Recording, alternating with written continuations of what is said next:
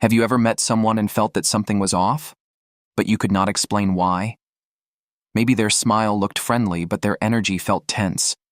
Maybe their words sounded confident, but their body seemed guarded.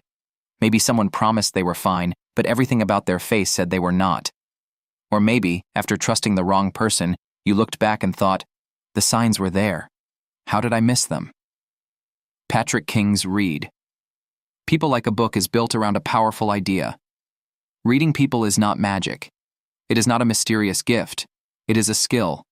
And like any skill, it can be learned. But here is the catch. Reading people well does not mean becoming suspicious, manipulative, or obsessed with decoding every blink and gesture. It means becoming more observant, more emotionally intelligent, more aware of context, more honest about your own biases, and more capable of understanding what drives human behavior. Because people are always communicating, with their words, their silence, their posture, their choices, their habits, their reactions, their motives, their environment, their patterns.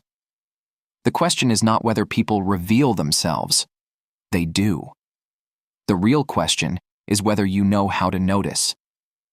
The core idea. Don't look for signs. Look for patterns.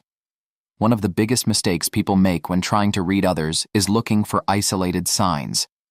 They read an article that says, if someone touches their arm, they like you. Or, if someone avoids eye contact, they are lying. And suddenly they start treating every tiny behavior like secret code. But Patrick King warns that this is exactly how people misread others. A single sign means very little. A smile could mean warmth, politeness, nervousness, social habit, attraction, manipulation, or nothing special at all. Crossed arms could mean defensiveness, or the room is cold.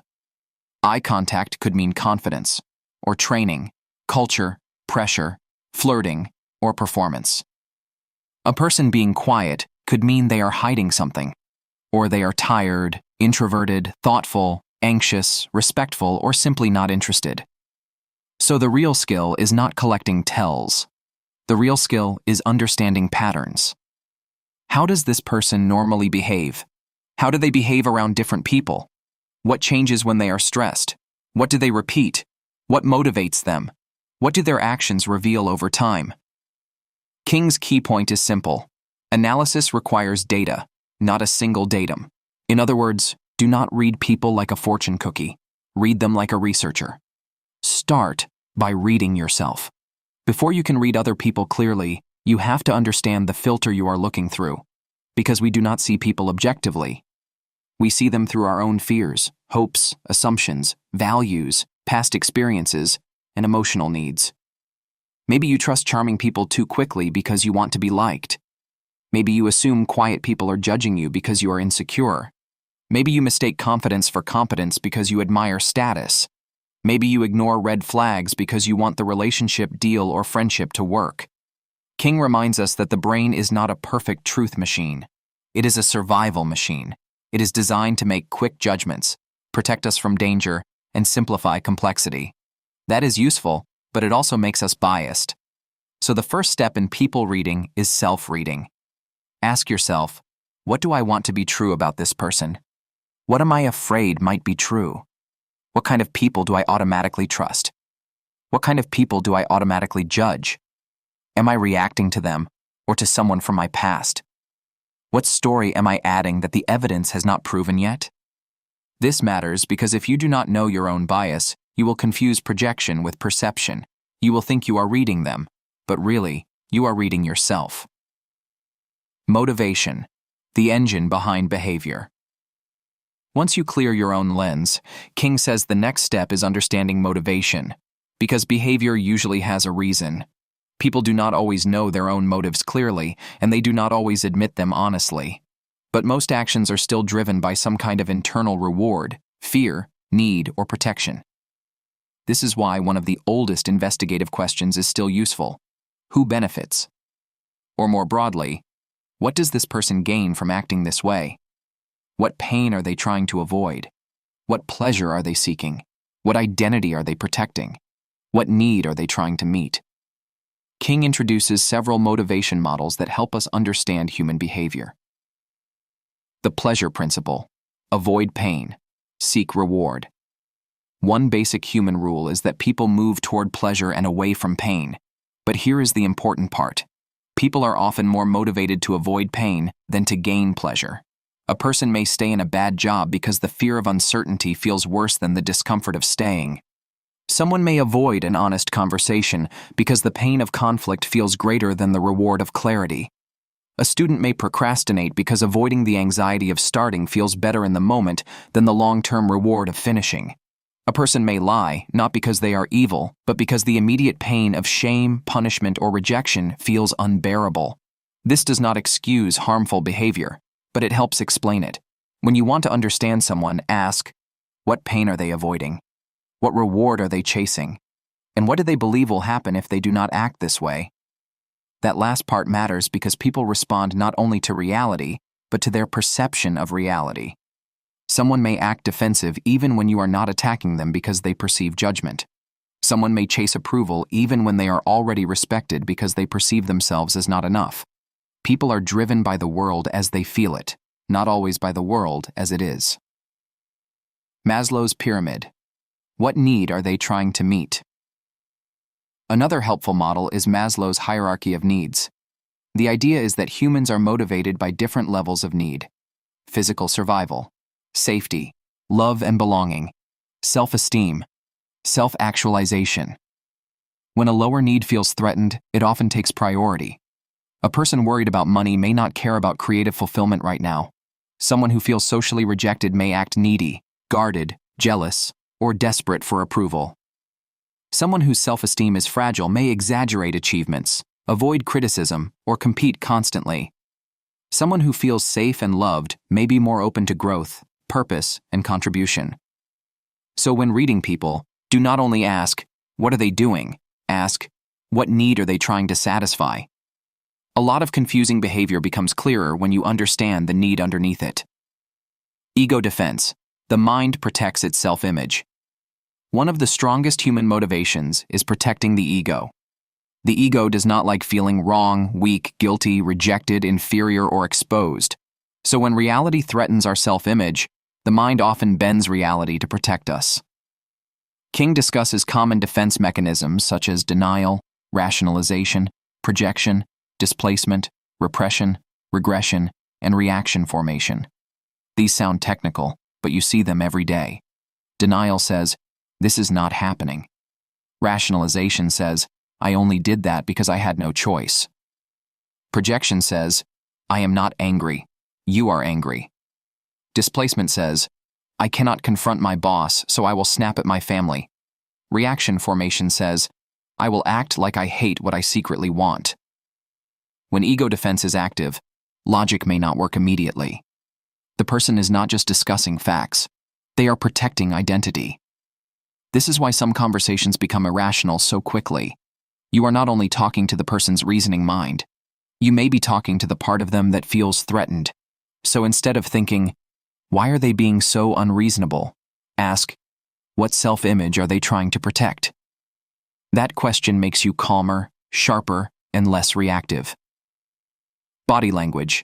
Useful, but easy to misread. King also explains the role of body language. Body language matters because people communicate far more than words. Posture, facial expression, movement, distance, tension, gestures, and tone can all reveal emotional states. But body language must be read carefully. The biggest rule is this: never interpret body language without context and baseline. A baseline is someone's normal behavior. Some people naturally avoid eye contact. Some people gesture a lot. Some people smile when nervous. Some people speak softly even when confident. Some people look intense even when relaxed. So before you decide what a gesture means, ask, is this normal for them? Is this a change from their baseline? What situation are they in? What cluster of signals appears together? One gesture is weak evidence. A cluster is stronger. For example, if someone says they are comfortable but their body pulls away, their feet point toward the exit, their voice tightens, and they give short answers, that cluster may suggest discomfort. But even then, it is not proof. It is a clue. Good people reading is not about jumping to conclusions. It is about forming careful hypotheses. Facial expressions and micro-expressions. King discusses facial expressions, including micro-expressions.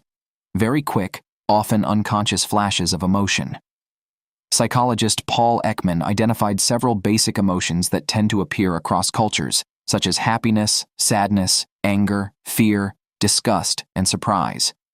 In theory, micro-expressions can reveal emotions someone is trying to hide. But again, the goal is not to become paranoid or overconfident.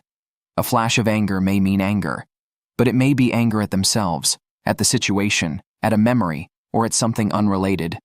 A look of fear may mean fear. But fear of what? This is why observation must be paired with curiosity.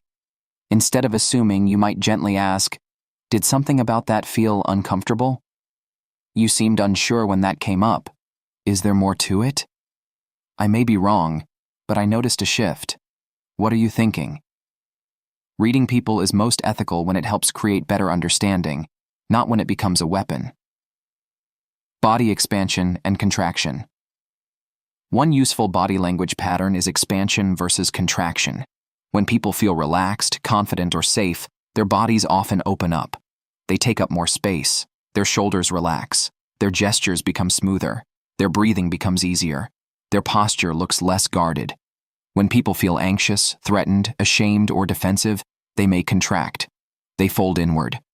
Cross arms or legs. Touch the face or neck. Fidget. Create distance. Make themselves smaller. Again, these are not universal laws, but they are useful clues.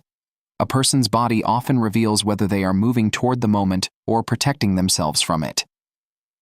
Personality. Long-term patterns matter. Reading. People also means understanding personality. Personality is not one mood or one action. It is a pattern over time. King introduces several personality models, including the Big Five, MBTI, Keirsey temperaments, and the Enneagram.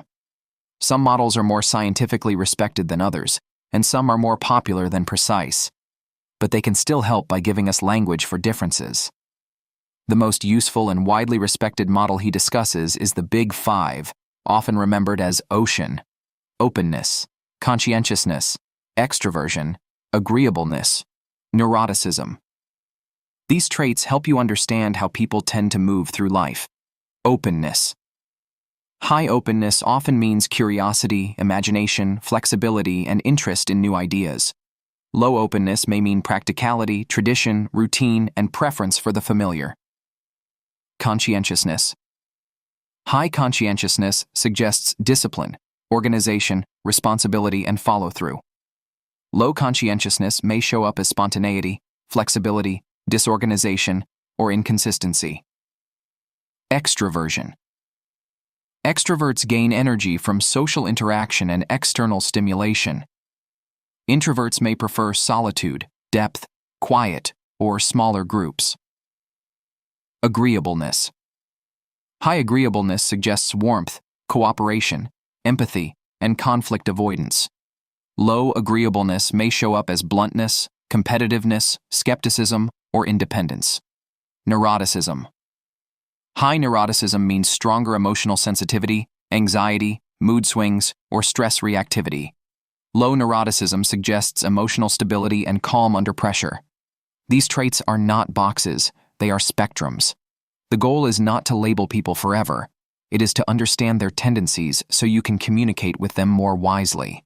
Why typologies can help and mislead. King also discusses personality systems like MBTI, Keirsey, and the Enneagram. These systems can be useful because they help people think about differences in motivation, communication, and decision-making. But they also have limits. People are not fixed types. People change across context. People may behave differently under stress. Self-tests can be influenced by mood. Labels can make us oversimplify complex humans. So use typologies as maps, not prisons. A map helps you navigate. But the map is not the person. The real person is always more complicated. Lie detection. Harder than you think. One of the most important sections of the book is about deception. Most people think they are good at spotting lies, But King explains that humans are generally not as accurate as they think.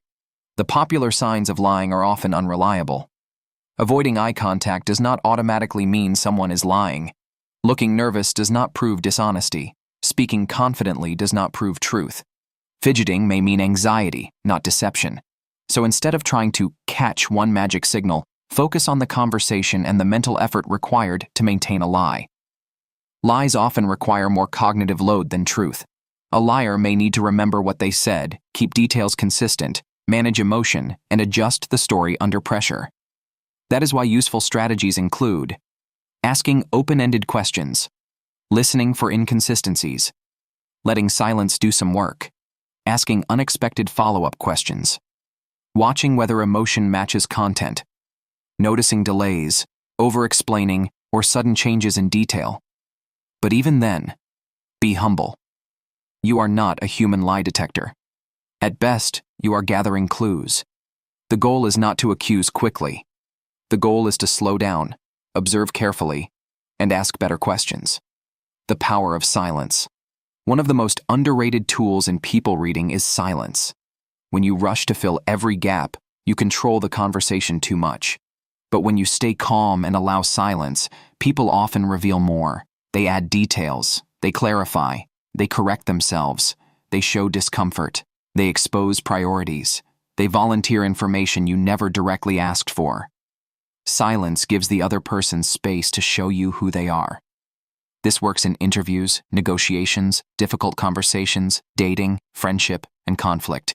You do not always need a clever question. Sometimes you need patience. Thin slicing, when first impressions matter. King also discusses thin slicing, the ability to make quick judgments from small amounts of information. This is basically what we call intuition or snap judgment. Sometimes thin slicing can be surprisingly accurate, especially when the situation is familiar and the pattern is clear. For example, you may instantly sense tension in a room. You may quickly notice that someone's smile does not feel genuine. You may feel unsafe around a person before you can explain why. King's advice is balanced. Do not worship intuition, but do not ignore it either. Your unconscious mind can sometimes notice things before your conscious mind has words for them. So when your gut reacts strongly, do not immediately turn it into a conclusion. Turn it into a question. What did I notice? What feels inconsistent? What data do I need? Is this intuition or bias? That is how you use instinct without becoming controlled by it.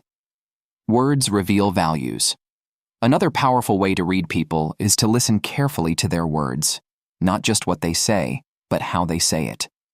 Do they speak in terms of cooperation or conquest? Do they describe people with compassion or contempt? Do they use extreme language often? Do they constantly frame life as competition?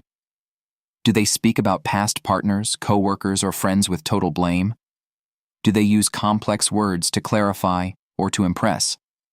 Do they talk more about status, safety, freedom, loyalty, pleasure, control, or meaning? Words reveal attention, and attention reveals values. A person who constantly talks about betrayal may be shaped by trust issues. A person who always talks about winning may see relationships as contests. A person who uses cruel humor may be revealing hidden hostility. A person who never takes responsibility in their stories may be showing a pattern. Do not just listen to the content. Listen to the worldview behind the content. Read the environment. King also reminds us that people's environments can reveal personality. Clothing, rooms, workspaces, possessions, and online presence are extensions of behavior. A home designed to welcome others may suggest sociability. A highly controlled image online may suggest perfectionism, branding, insecurity, or ambition. A neglected space may suggest overwhelm, low energy, depression, or simply different priorities. Status symbols may suggest confidence or insecurity. Again, do not overinterpret. A messy desk does not automatically define a person. But environment gives clues about what someone values, what they neglect, what they want others to see, and how they organize their life. Observation becomes powerful when you combine multiple clues over time. Ask better questions. One of the best ways to read people is not to stare harder.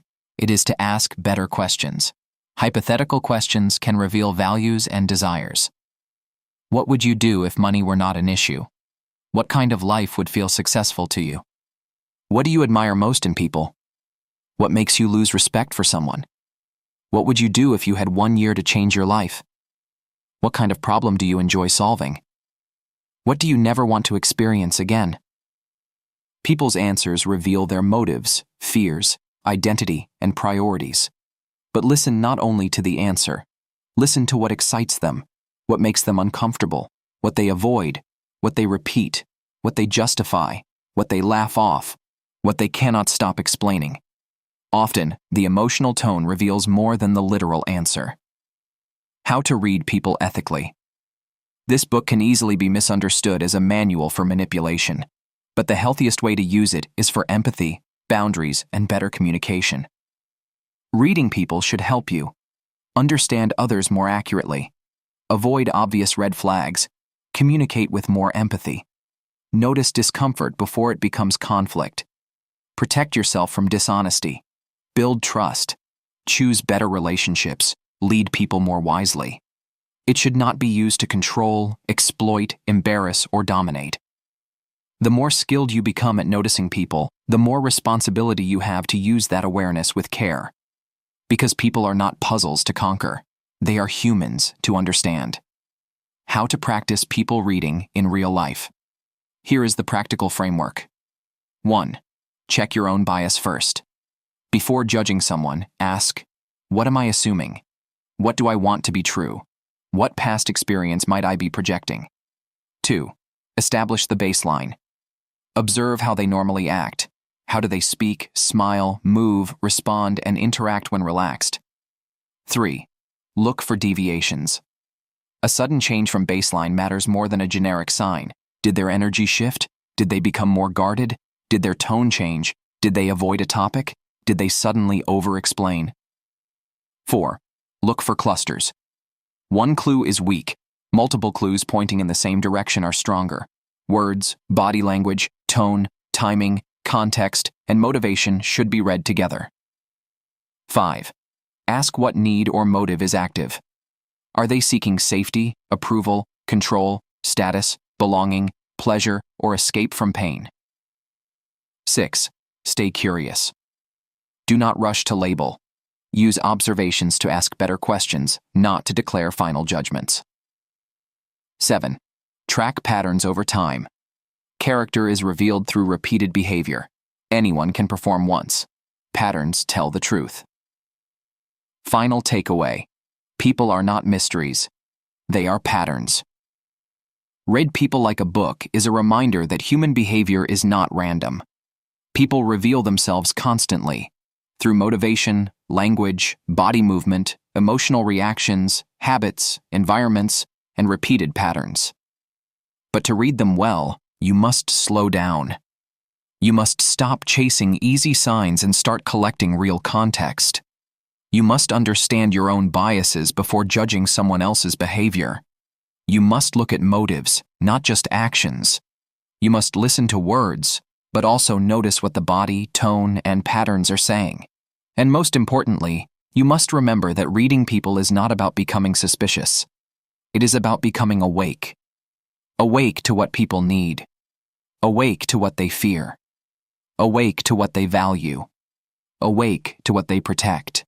Awake to the difference between who they say they are and how they repeatedly behave. The great lesson of Patrick King's book is this: do not read people by isolated moments. Read them by patterns. Because one smile can lie, one sentence can impress, one gesture can mislead, one first impression can fool you. But patterns are harder to fake. So today, choose one conversation and practice differently. Listen more than you speak. Notice the baseline. Watch for shifts. Ask one better question. Pay attention to motive. And before you judge, check your own bias. That small shift can change how you date, hire, negotiate, lead, parent, sell, collaborate, and protect your peace. And if this summary helped you understand people in a deeper way, like the video, Subscribe for more thoughtful book summaries and share this with someone who wants to become more socially aware without becoming cynical. Because the goal is not to read people so you can control them. The goal is to understand people so you can move through life with more wisdom, empathy, and clarity.